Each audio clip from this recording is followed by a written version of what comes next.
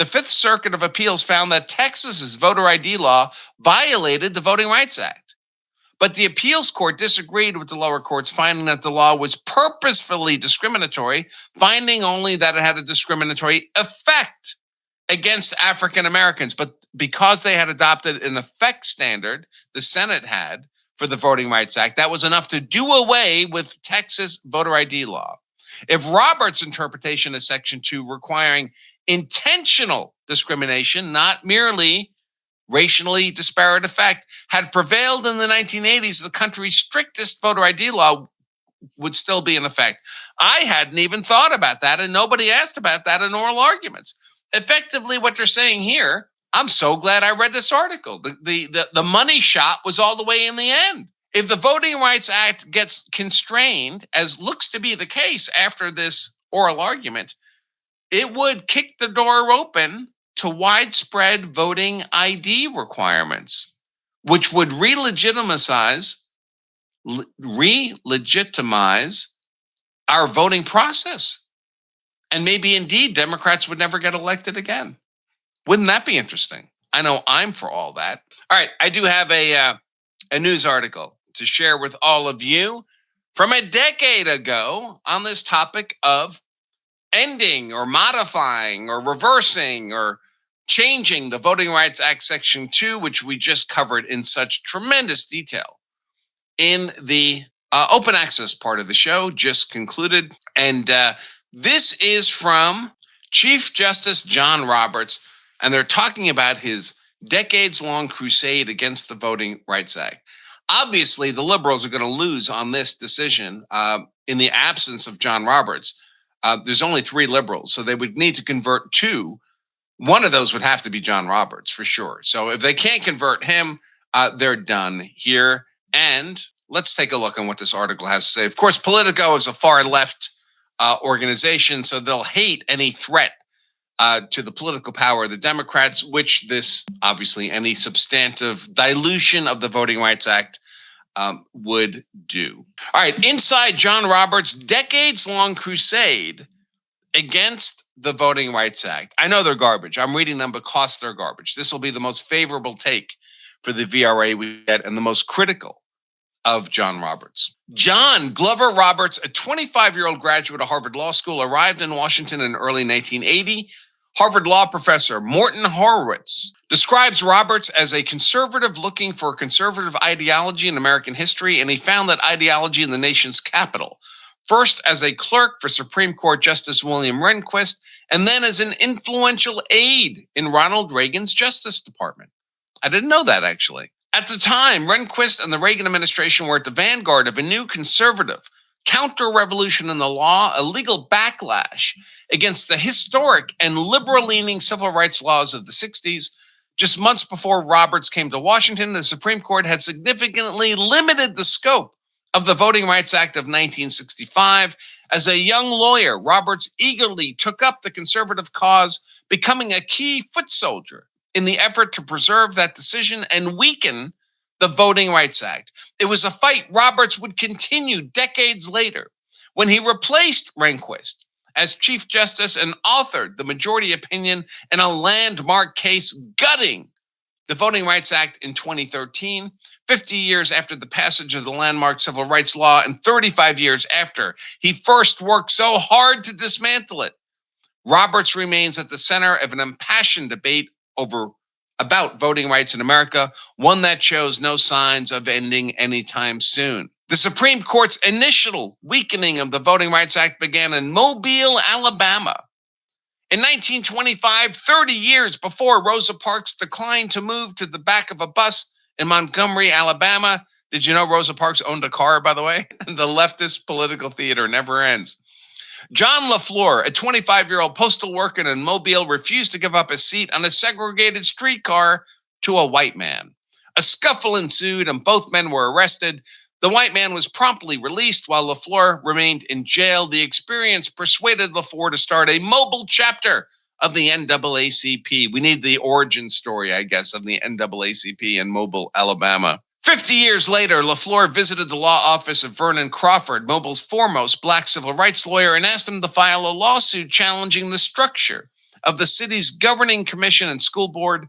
Despite African Americans constituting a third of the port city's population, no Black had ever been elected to a position of prominence in Mobile, because since 1911, city officials had been elected citywide rather than from specific districts. That meant no Black candidate could be elected without significant white support, which had never been forthcoming, and no white candidate with substantial Black support had a realistic chance of winning office either. Even after the passage of the Voting Rights Act in 1965, Blacks were shut out from influence in Alabama's third largest city. LaFleur's friend, Wiley Bolden, a World War I veteran and insurance agent who had co-founded the Mobile NAACP, became the lead plaintiff in the lawsuit, which charged that Mobile's government violated Section 2 of the Voting Rights Act, a little-used provision whose language mirrored the 15th Amendment. Unlike Section 5 of the law, which covered only select southern states on a temporary basis and gave the federal government the power to preemptively block discriminatory voting changes filed after 1965, Section 2 applied nationwide on a permanent basis, put the burden of proof on plaintiffs to show that a voting change was discriminatory and could be used to challenge electoral structures adopted before 1965, as was the case in Mobile. After the lower courts ruled in favor of Bolden, finding that the city's election system discriminated against African Americans, Mobile appealed to the U.S. Supreme Court. The debate revealed a fundamental divide about how much protection the VRA provided for minority voters and whether the right to vote stopped at the ballot box or extended to the halls of power. In a surprising 6-3 decision on April 22, 1980, the court sided with Mobile. Racially discriminatory motivation is a necessary ingredient of a 15th Amendment violation, wrote Justice Potter Stewart. The amendment does not entail the right to have Negro candidates elected, but prohibits only purposefully discriminatory denial or abridgment by government of the freedom to vote on account of race, color, or previous condition of servitude. Thurgood Marshall, the first African-American Supreme Court justice, drafted a furious dissent. A plurality of the court concludes that in the absence of proof of intentional discrimination by the state, the right to vote provides the politically powerless with nothing more than the right to cast meaningless ballots, Marshall wrote. Marshall, of course, was replaced by Clarence Thomas. Every civil rights lawyer knew that intentional discrimination, which had never before been required under the Voting Rights Act, was virtually impossible to prove. The decision represented the most significant setback for the Voting Rights Act since its passage in 1965, and it was central to shaping John Roberts' legal views. All right, I'm going to try to, this is much longer than I thought it was. Let me see if I can get to the meat of all this histrionic coverage. Let me see. Man, they really didn't section this up much. Okay, so let's see if I can summarize it here. So it looks like the Supreme Court put in some kind of effects test. Let's see. Roberts began clerking for Rehnquist 3 months after the Mobile decision. I want to get past all this history. Roberts arrived at the Justice Department in the fall of 1981 after his Supreme Court clerkship, special assistant to AG William French, big on civil rights policy. In 1982, key parts of the Voting Rights Act were set to expire.